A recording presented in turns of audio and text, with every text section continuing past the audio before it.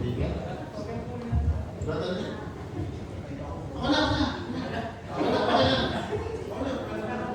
next speaker po ay graduate ng CLP1, year 2017.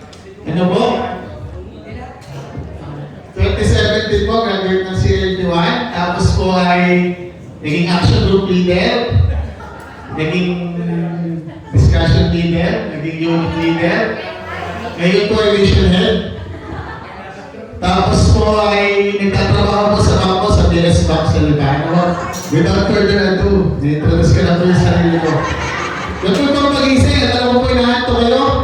Ano po, ako po yung senior speaker ngayong umaga.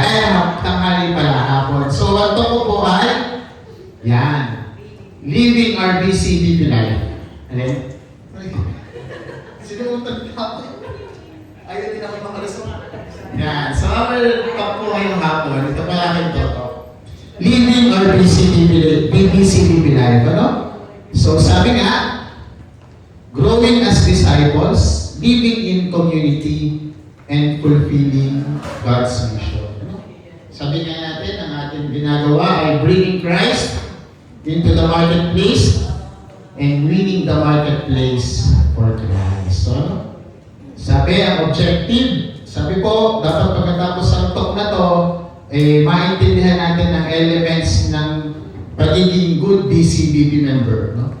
Appreciate the importance of Christian basics, deepen our personal relationship with the Lord, recognize the value of community life, and live with integrity in family, work, and society. Yan. So yan po yung scope ng ating talk ngayong hapon para sa akin. So ito pinili lang, mga 10 minutes, 10 to 15 minutes po, ano? Kasi nandito na po yung masunod ko. No? So sabi niya, the BCBP life, ito po tayo. The BCBP life is the Christian life lived together. It follows scripture and church teaching. It provides practical ways to live our faith today. Example po niya, action groups, chapter assemblies, breakfast meetings, and formation activities like this.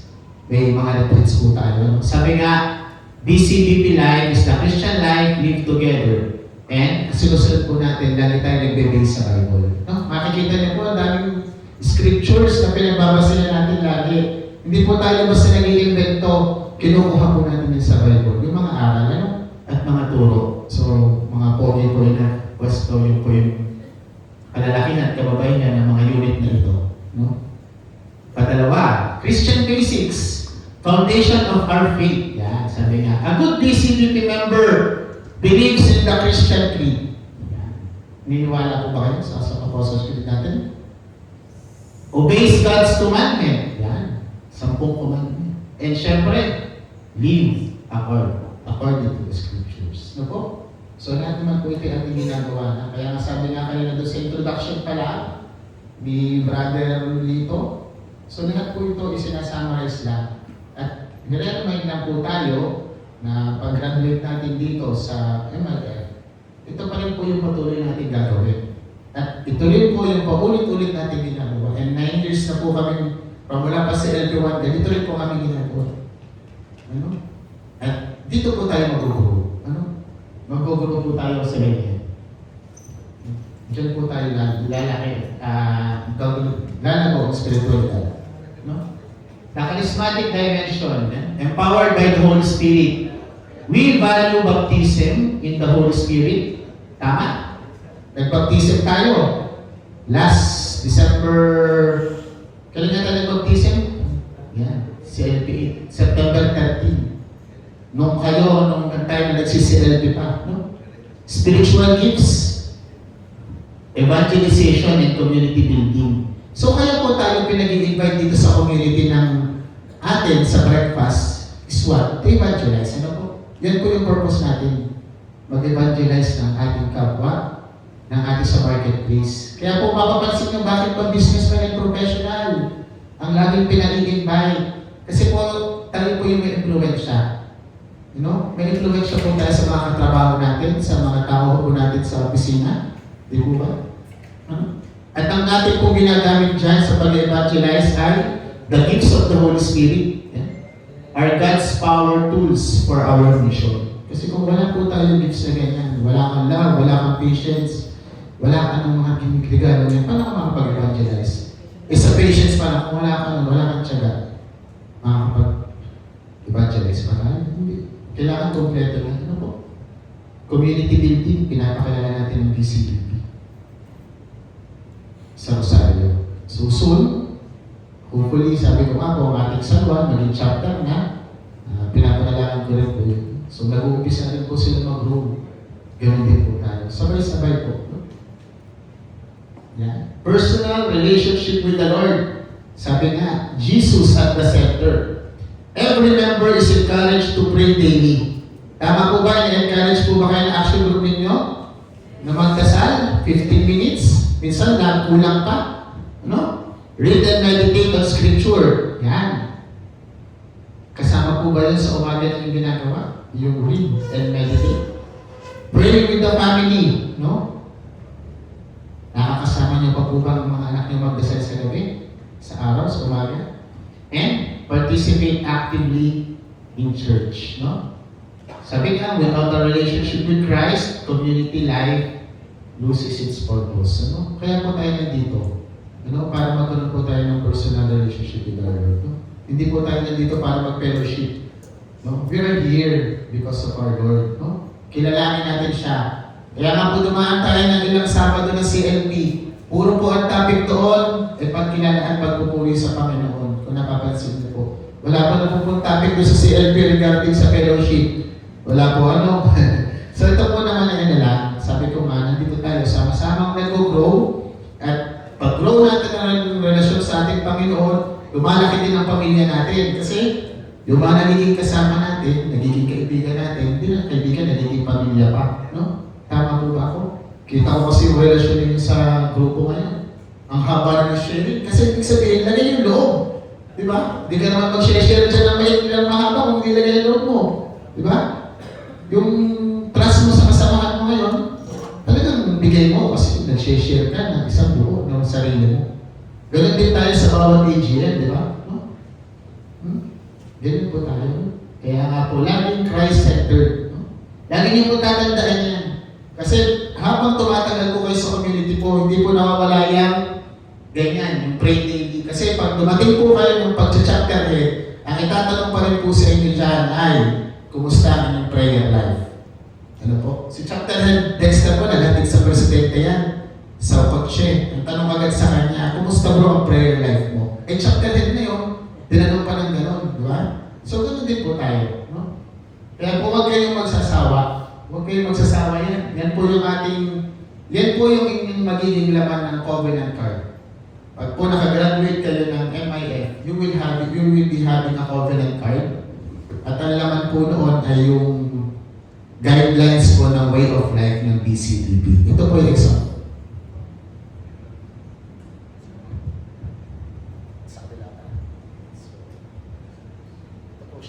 Meron po tayong BCBP covenant card. So, laman po nito, kagaya po ng ginagawa nyo, magdasal ng 15 minuto.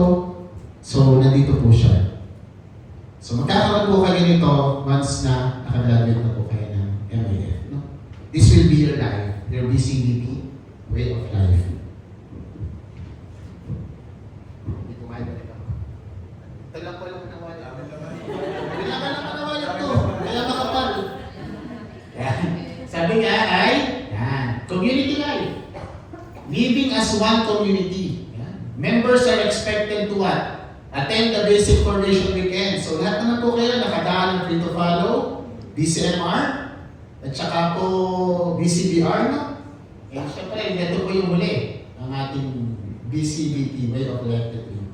No? May utang pa po ako sa mga single. Ayan, tayo nga lang po yung singles retreat. No, po, meron po tayo yan, singles retreat for the singles. No? Joint action group meeting. So lahat naman po kayo nakakapag-action group meeting na. Attend teaching nights, third Friday assembly, first Friday assembly. Nakaka-attend po ba kayo ng third Friday?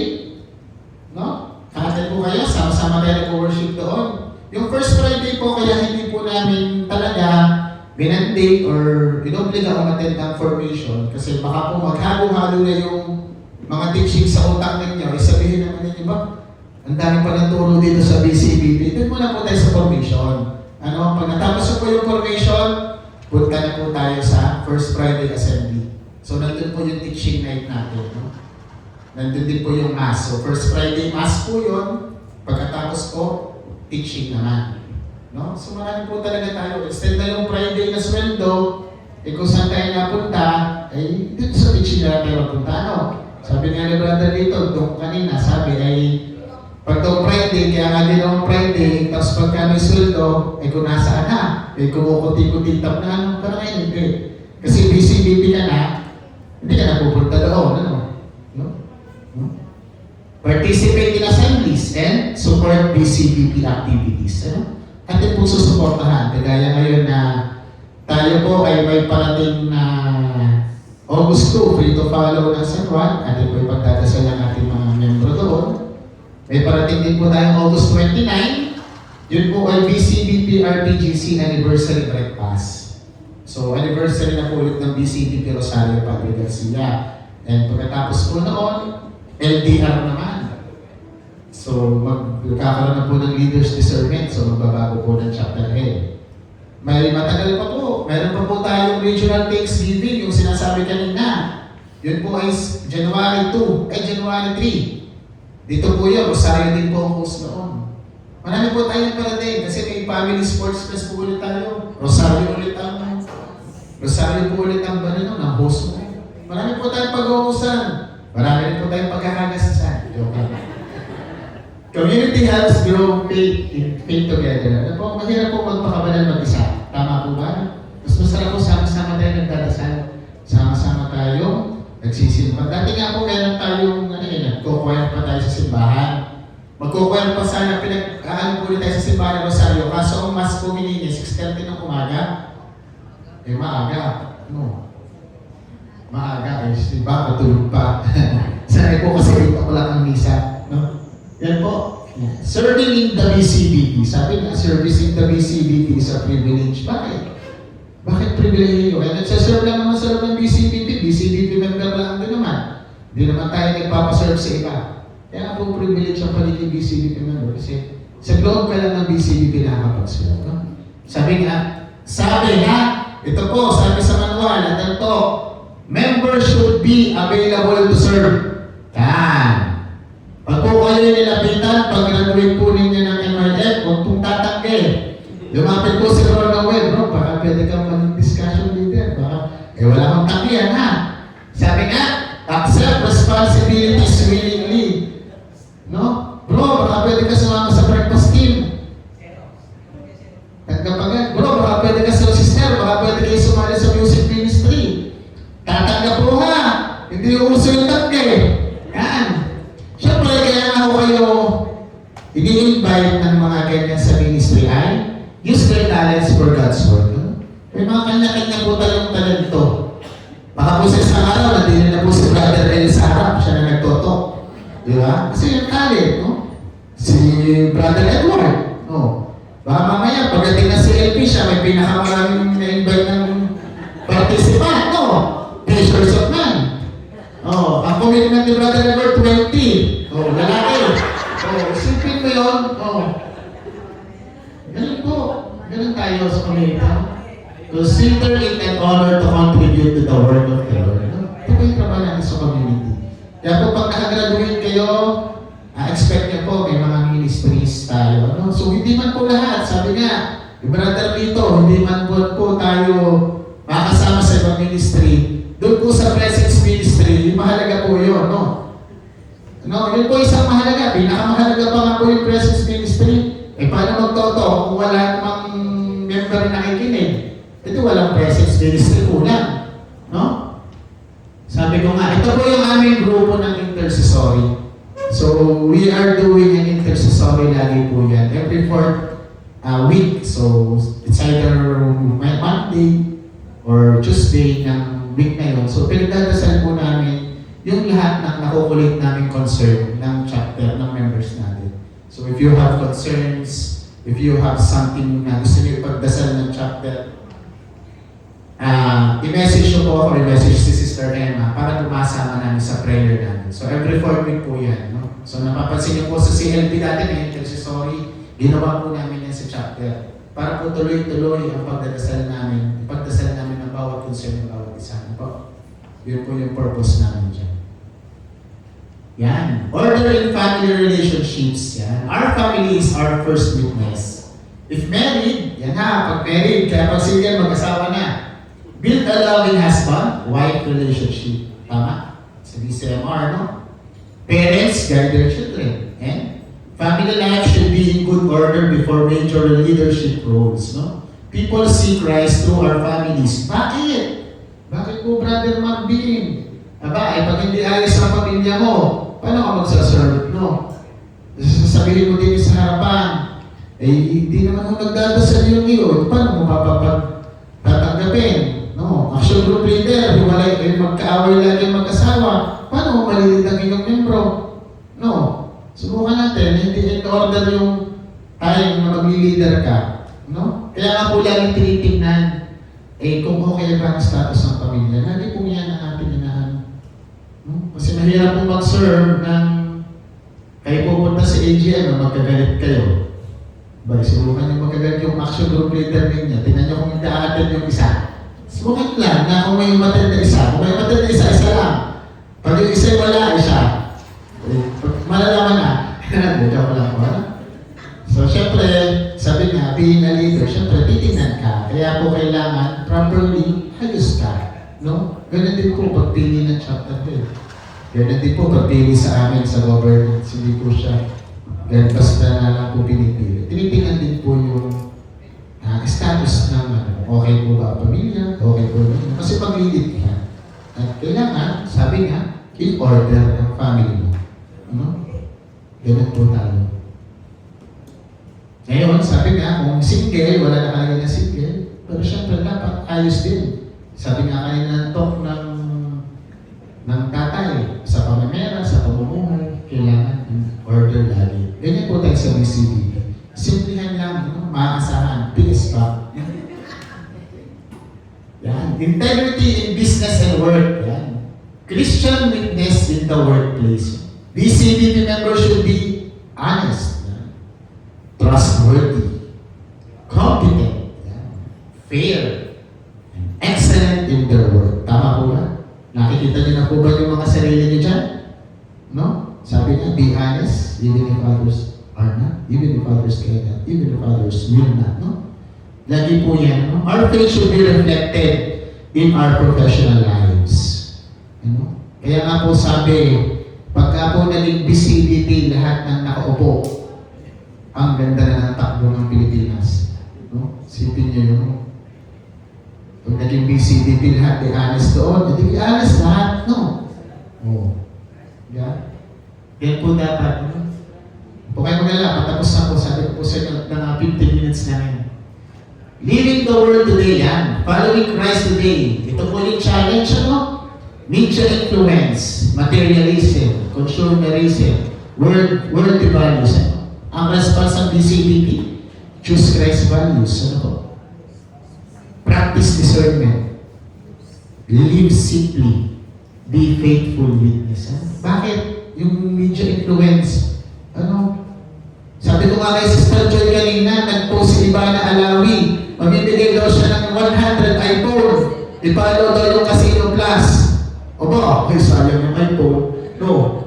No, hindi yan follow mo pag nakuha mo, hindi ka magsusugal. No? Pero ang dami po talaga. Yung ibang media influencer, nag-ano po talaga ng sugal. Kaya ang dami pong mapapansin ninyo, ang dami ng papaliwanag. No? Makikita niyo po sa Facebook yan. Kung sino-sino po yung mga vlogger na ang follower, 10 million, 12 million, nagpo-promote ng sugal. So isipin mo kung may follower ka 10 to 12 million, kung 1 million doon sa follower mo lahat sumunod at nagsugal at nalulong, o hindi ka wala. Media influence. No? Yan po talaga ang halaga ng